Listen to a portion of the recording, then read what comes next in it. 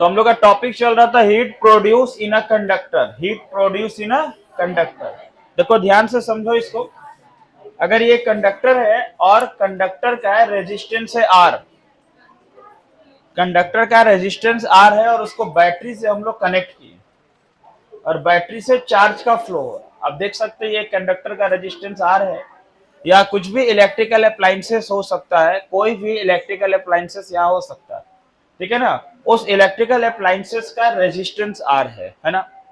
अभी इसमें current charge का फ्लो हो रहा, ठीक है। अभी जस्ट ये डेरिवेशन किए हम आपके पास, तो कितना चार्ज का फ्लो हो रहा, बोलते अमाउंट ऑफ चार्ज। समझ गए बात को ना, फिर से बता दे। ये कंडक्टर है, कंडक्टर का रेजिस्टेंस है, या कुछ भी इलेक्ट्रिकल अप्लायंसेस हो सकता है, इलेक्ट्रिक आयरन हो सकता है, बल्ब हो सकता है, इलेक्ट्रिक फैन हो सकता है, कुछ भी इलेक्ट्रिकल अप्लायंसेस हो सकता है, ठीक है।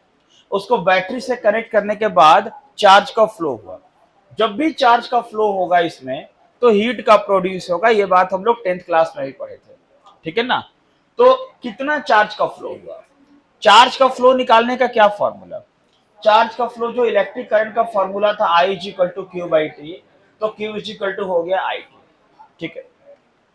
फिर बोलना है कि amount of work done due to flow of charge, charge के फ्लो होने से कितना वर्क डन होगा, चार्ज के फ्लो होने से कितना वर्क डन होगा। बोले W is equal to V Q, ये आपको पोटेंशियल वाले चैप्टर में मिला था। W is equal to V Q यानी V is equal to W by. अब यहाँ V हो गया और Q का प्लेस में IT, तो W इज इक्वल टू क्या हो गया VIT, क्या हो गया W is equal to VIT। समझ में आ रहा बात। अब देखो, बोलते हैं according to Ohm's law, Ohm's law के according V is equal to IR। यहाँ जो है ना V, उसके प्लेस में IR पुट की, मतलब ये अगर आपको लगे कि कहां से आ गया, देखो यहाँ जो है ना W इज इक्वल टू था ना VIT, उस V का जगह में IR रख दी, तो IR इंटू IT मिल गया I स्क्वायर RT। समझ गए बात। देखो जब चार्ज का फ्लो होगा तो वर्क डन होगा ही होगा, और W is equal to I square RT, ये वर्क डन हीट के फॉर्म में होगा। This work done is equal to heat produce in a conductor H बराबर I स्क्वायर RT। W को H लिख दिए, इसको बोलते हैं Joule's laws of heating current. क्या बोलते हैं, जूल्स लॉज ऑफ हीटिंग। समझ में आया। देखो अब बात हुआ इलेक्ट्रिक पावर, पावर क्या होता है। तो पावर के बारे में क्या बताएं अभी आपको, the rate at which an electrical appliances, हम बोल सकते हैं एन इलेक्ट्रिकल अप्लायंसेस। फिर से बता दें, अप्लायंसेस का मतलब इलेक्ट्रॉनिक डिवाइस, इलेक्ट्रिक डिवाइस सब इलेक्ट्रिकल अप्लायंसेस कहलाता है। वो कन्वर्ट करेगा क्या, इलेक्ट्रिकल एनर्जी को अनदर फॉर्म ऑफ एनर्जी में। जो इलेक्ट्रिकल एनर्जी है उसको अनदर फॉर्म ऑफ एनर्जी, यानी कि इस रूम में फैन चल रहा है तो इलेक्ट्रिकल एनर्जी मैकेनिकल एनर्जी में कन्वर्ट हो रहा, बल्ब में लाइट एनर्जी में कन्वर्ट हो रहा, ऐसे बात हो रहा। P is equal to formula क्या हो गया W बाई टी, ऐसा यूनिट वाट है। देखो अब यहाँ ना पावर का नया नया फॉर्मूला बनाते हैं, ध्यान से समझना कैसे बनाते हैं। देखो देखो पावर का और फॉर्मूला कैसे डेवलप हो, समझना है। अभी जैसे हमारे पास था P is equal to W by T, और W के बदले हम लोग लिखे VIT by T, T cancel होके पावर का फॉर्मूला हो गया VI। सब क्या हो गया VI। अब पावर का ये बड़ा फेमस फॉर्मूला है VI। आपको यहां से बोला जाए कि 1 वाट कितने के बराबर होगा, 1 वाट बताइए, 1 वाट कितने के बराबर होगा, क्या बताएंगे आप। इलेक्ट्रिकल केस में, इलेक्ट्रिक के केस में 1 वाट कितने के बराबर होता है, बोलो। इलेक्ट्रिक केस में 1 वाट का क्या वैल्यू होता है वो बता रहे हैं आपको।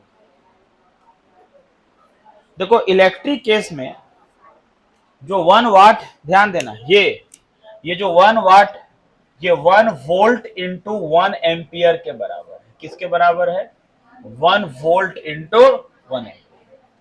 1 वाट का मतलब 1 वोल्ट इंटू 1 एम्पियर। समझ गए बात।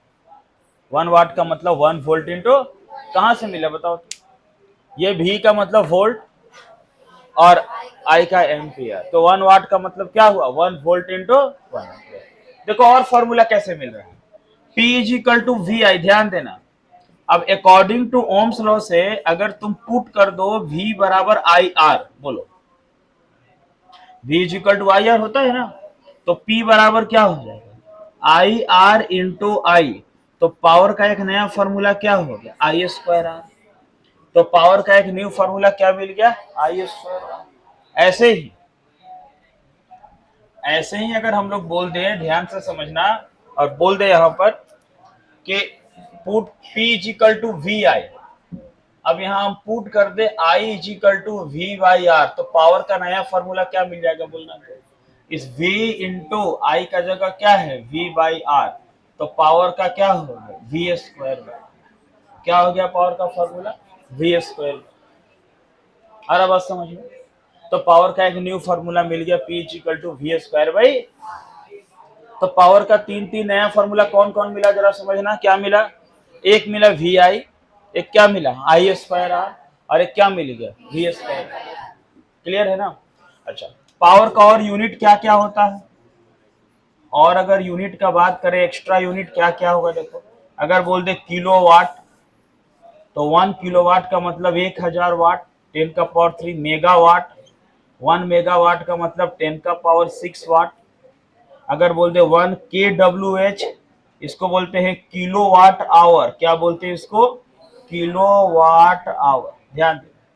और 1 किलोवाट आवर कितने के बराबर होता है समझना, क्या होता है। अगर हम बोलते किलोवाट आवर, देखो तो जो 1 किलोवाट आवर है, 1 किलोवाट में 1000 वाट, 1 घंटा में 60 मिनट में 60 सेकेंड। तो देखो वो क्या फॉर्मूला आएगा, 36 पे 1 2 3 4 5, यानी 3.6 इंटू 10 का पावर 6 जूल। याद रखना कि 1 किलोवाट आवर कितने के बराबर होता है, 1 किलोवाट आवर होता 3.6 इंटू 10 का पावर 6 जूल के बराबर होता है। इसी को 1 यूनिट कहते हैं। ध्यान देना, यही 1 यूनिट बिजली बिल होता है।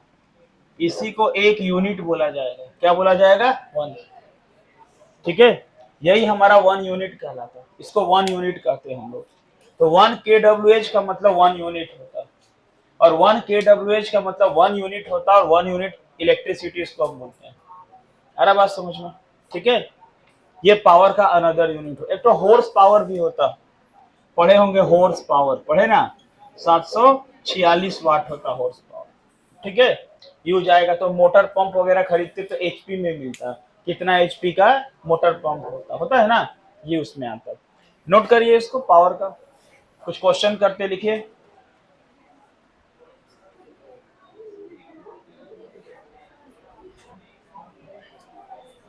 तो क्वेश्चन आपके पास ऐसे है, हीटिंग एलिमेंट यानी कोई भी एलिमेंट हो सकता है हीटिंग एलिमेंट। हीटिंग एलिमेंट मतलब जिसमें हीट प्रोड्यूस हो, उसको हीटिंग एलिमेंट कहेंगे। ठीक है, वो कैसे मार्क है, 210 वोल्ट 630 वाट, 210 वोल्ट 630 वाट से मार्किंग किया हुआ। What is the current drawn by the element when connected to 210 volt DC supply. What is the resistance of the element.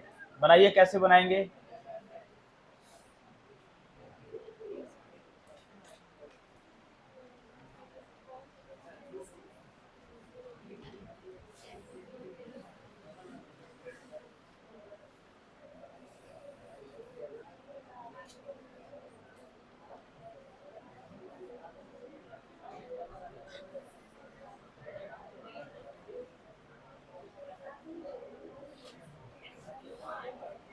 देखो अब हम बोल रहे हैं ना कि हीटिंग एलिमेंट मार्किंग क्या था, कैसे बनाए इसको, इसको बनाएं कैसे, बनाइए।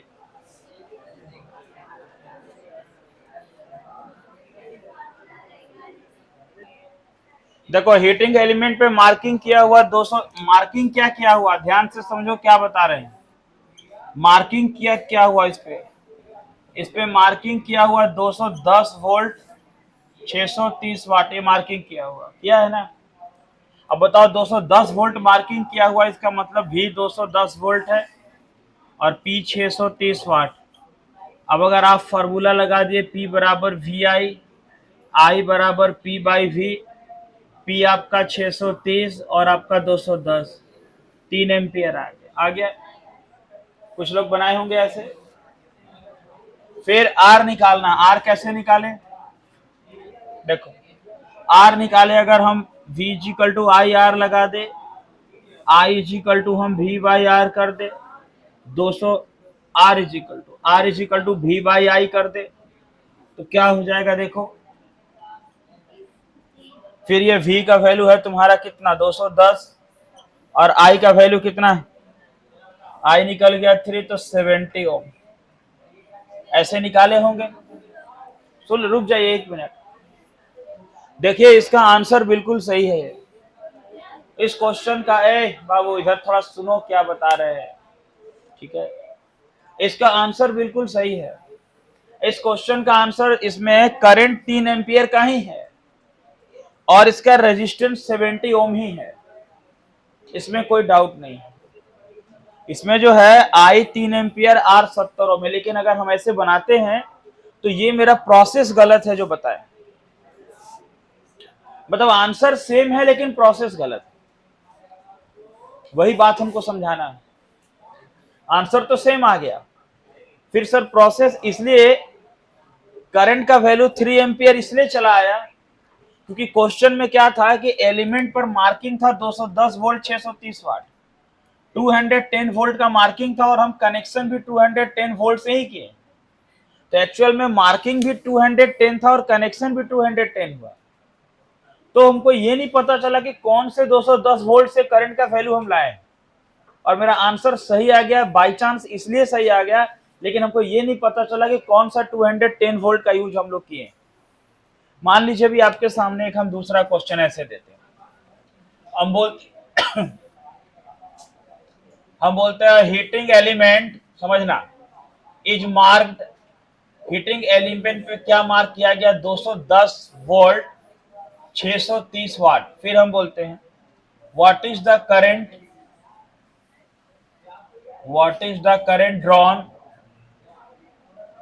Drawn by element, same question को रिपीट करें, ध्यान देना, element when connected to 150 volt DC supply, ये बोलते, और बोलते हैं what is the resistance of element,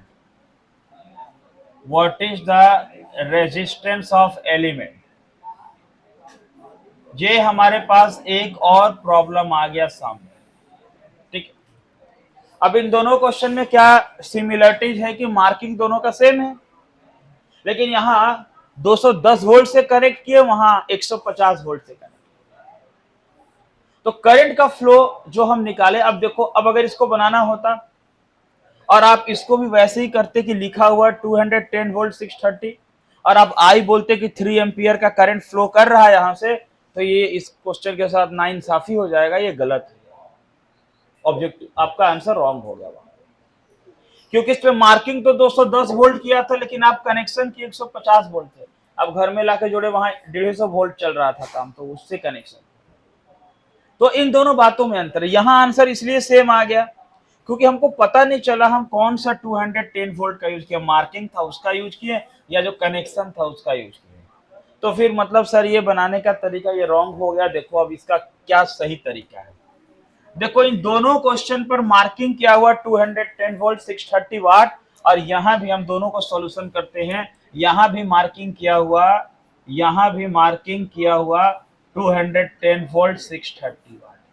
अब मान लीजिए आप दुकान में गए और बोले कि एक आप इलेक्ट्रिकल आयरन खरीदे या कुछ और खरीदे, और उस पे लिखा हुआ था, यही लिखा हुआ था, सेम टू सेम चीज लिखा हुआ था, इलेक्ट्रिक आयरन पे लिखा हुआ था, ध्यान देना क्या लिखा हुआ था बाबू, लिखा था 210 वोल्ट 630 वाट। आप बोले हम साइंस के स्टूडेंट है, कैलकुलेशन करते P equal to V I, I equal to P by V, 630 बटा 210, थोड़ा देर में आप दुकानदार को बताएं 3 एम्पियर का करंट फ्लो कर रहा है, हमारी बात समझ में, तो दुकानदार भी पढ़ा लिखा निकला, समझ में आ रहा बात, पता चला वो भी साइंस का स्टूडेंट रहा, फिजिक्स का खास, बोला कि देखो बाबू हाथ में तुम इलेक्ट्रिकल डिवाइस लिए हो ना, हाथ में लेते लेते करंट फ्लो नहीं कर सकता है, बोला क्यों, हम तो पढ़े P इक्वल टू वी आई, वहां से करंट निकल गया, बोला तुम्हारे हाथ में अभी खरीदे हो मार्केट से, करंट का फ्लो नहीं हो सकता है, करंट का फ्लो करने के लिए ये ले जाओ घर में कनेक्शन करो, अब घर में कनेक्शन करोगे जितना वोल्ट से उस हिसाब से करंट का फ्लो होगा। अच्छा ये बात समझ में आया, यानी लिखा हुआ कुछ भी हो वहां से डायरेक्ट हम इलेक्ट्रिक करंट फ्लो नहीं निकाल सकते, बिल्कुल नहीं निकाल सकते, नहीं निकाल सकते। कुछ भी सामान पर कुछ लिखा हुआ, वहां से करंट का फ्लो कैसे निकलेगा? नहीं निकल सकता। तो क्या निकलेगा? देखो आंसर जो आया था वही आएगा फिर से, लेकिन तरीका समझो दोनों का। तो आप ना जो मार्किंग किया हुआ ना, जो लिखा हुआ ना, उससे आप उसका रेजिस्टेंस निकाल सकते, प्रतिरोध निकाल सकते। क्यों? क्योंकि जब मैन्युफैक्चर होता है तो मैन्युफैक्चरिंग के टाइम पर ही उसका जो मटेरियल्स है, उस मटेरियल्स के कारण उसमें रेजिस्टेंस डेवलप हो जाता है, इसलिए आप रेजिस्टेंस निकाल सकते हैं। यानी ये हो गया, इसके हिसाब से P है 630 वाट, V है 210 वोल्ट, तो आपका P is equal to V square by R. तो यहां से R इजिकल टू हो गया R इजिकल टू हो गया वी स्क्वायर बाई पी। आपका V कितना है? 210 इंटू 210 बाई R कितना है? R आपका हो गया कितना, नहीं नहीं, P कितना है? 630। इससे काट दीजिए, इससे 3 बार में गया, 3 से गया 70, यानी 70 ओम का रेजिस्टेंस। यही उसके पहले आंसर आया था। अब देखिए क्वेश्चन में क्या है, what is the current drawn by the element when connected to 210 volt. अब कनेक्शन किससे किए हैं? तो V डैश है 210 वोल्ट। अच्छा, आप जो मार्केट से खरीदे उसका रेजिस्टेंस निकल गया, अब आप कनेक्शन किए 210 वोल्ट से, तो करंट तो 210 वोल्ट के अकॉर्डिंग फ्लो करेगा, जिससे आप कनेक्ट करेंगे वहां से फ्लो करेगा। मतलब यहां से अब करंट I बराबर क्या हो जाएगा? तो V बाई आर, उसको V डैश कर लेते हैं, 210/70, 3 एम्पियर का करंट फ्लो किया। यानी इसके पहले वाला जो क्वेश्चन था वही आंसर आया, आया ना? आंसर तो सेम आया, पहले भी आया था, P बराबर VI से भी 3 एम्पियर था, यहाँ भी आया। लेकिन हम समझे नहीं थे कि कौन से 210 वोल्ट का यूज हम कहाँ किए थे, और उससे कितना हम करंट का वैल्यू निकाले थे, ये हम नहीं समझे थे। आ रहा बात समझ? ठीक है ना? अब इसी क्वेश्चन को हम, यहाँ नया क्वेश्चन हमारे पास वो है कैसे, तो यहाँ इस क्वेश्चन का रेजिस्टेंस फिर उतना ही आएगा जितना इसका है, रेजिस्टेंस 70 ओम ही आने वाला। फिर से यहाँ पर हम R is equal to V square by P कर ले, तो 210 गुना 210 बटा 630, यानी कि जो रेजिस्टेंस है वो आ गया 70 ओम। लेकिन अब इसका कनेक्शन किससे किए हैं? तो 150 वोल्ट से कनेक्ट। अब इसका कनेक्शन 150 वोल्ट से हुआ, जो कनेक्शन हुआ करंट तो वहां से फ्लो करेगा, लिखा हुआ मार्किंग से करंट कैसे फ्लो करेगा? तो इस बात को ध्यान में रखना, ये ऑब्जेक्टिव में कंफ्यूज करके पूछा जाता है। समझ में आ रहा बात? अब यहां से करंट कितना निकला? I is equal to V dash by R, 150/70, यानी कि कट गया 2.1 और 4 एम्पियर लगभग में आएगा। देख लो डिवाइड करके कुछ ऐसा है। तो 3 एम्पियर का जो करंट फ्लो कर रहा था वो 2.1 एम्पियर 14 का करंट फ्लो कर। तो आपको जो लिखा हुआ कनेक्शन है ना, जो मार्किंग किया हुआ, आप बल्ब खरीदना, देखना उस पर लिखा हुआ कितना, 100 वाट 220 वोल्ट। अब तो 100 वाट का एलईडी नहीं आ रहा, बहुत ज्यादा हो गया एलईडी के चक्कर में 100 वाट।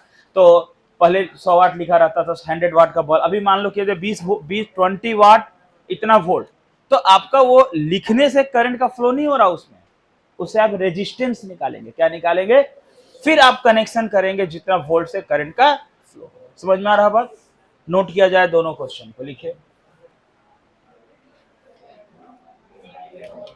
एक प्रॉब्लम लिख दे रहे, इसको बना लेना है। 2 हीटर्स आर मार्क्ड, 2 हीटर है और उस पर मार्किंग किया हुआ 200 volt, 300 watt and 200 volt, 630 watt, 630 watt. If the heaters are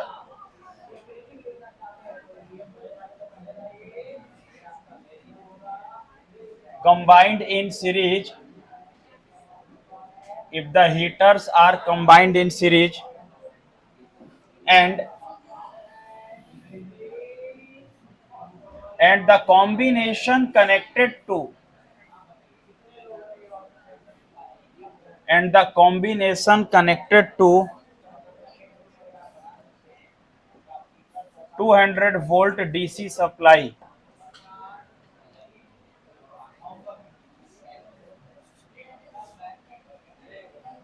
Which heater will produces more heat? जिनको लेट हो रहा है वो जा सकते हैं, बाकी लोग अभी बनाएंगे। हाँ, क्योंकि बन जाएगा, ज्यादा टाइम। दो हीटर पर मार्किंग किया हुआ ना ये दोनों, तो मार्किंग किया हुआ से दोनों रेजिस्टेंस मिलेगा। तो इससे एक रेजिस्टेंस मिलेगा R1, इसे एक मिलेगा R2। दोनों हीटर का रेजिस्टेंस निकालिए पर लिखने के बाद। अरे दोनों हीटर पे मार्किंग है ना, मार्किंग से रेजिस्टेंस निकल जाएगा दोनों हीटर का। दोनों हीटर का रेजिस्टेंस निकालो।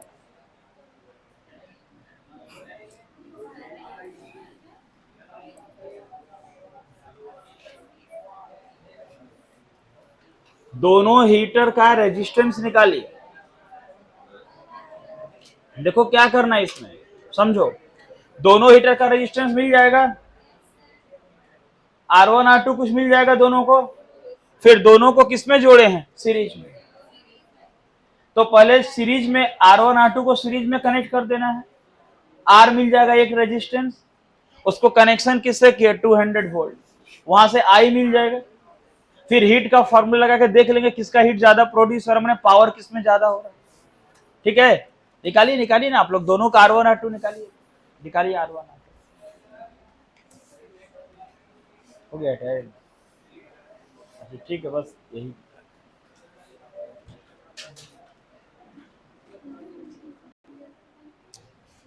फॉर फर्स्ट हीटर, पहला हीटर से कितना है मार्किंग, पहला हीटर पे 200 वोल्ट 300 वाट। तो फिर R1 इज इक्वल टू कर लो V²/P, 200 गुना 200 और बटा हो गया 300, कट गया तो 400/3 ओम, रहने दो इतना ही इसको। फॉर सेकेंड हीटर, जो दूसरा हीटर उस पे क्या लिखा हुआ, दूसरा हीटर वो लिखा हुआ 200 वोल्ट 630 वाट, नहीं 600 वाट, इसको 600 वाट करो तो 600 वाट, हाँ 600 वाट। तो यहां से R2 क्या निकल गया, V²/P, 200 इंटू 200/600, कट गया 2 से 6 3 बार में 200/3 ओम, ये निकल गया।